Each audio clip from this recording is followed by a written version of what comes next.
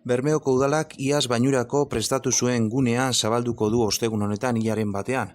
Iaztik martillo moia aisialdirako eremu bihurtu da udagaraian, bai bainurako eta baita Lehorrean eguzki hartu edo jolasteko.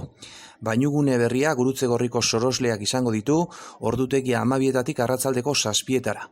Aurtengo barrikuntza gisa dutxa eta komun erabiltzeko aukera izango dute bertara hurbiltzen direnek. Erabiltzaileek 2367 metro kuadro izango dituzte igeri edo jolasteko eta gunea baliza bidez egongo da markatua.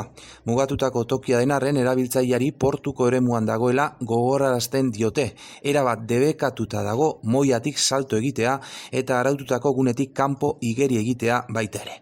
Xaboia erabiltzea erabat debekatuta dago, hondakinak jaso eta dagokien lekuan ustea beharrezkoa da. Hau errazteko, edukiontzia jarri ditu Bermeoko udalak bertan eta egunero gunea garbitzea sarduratuko da.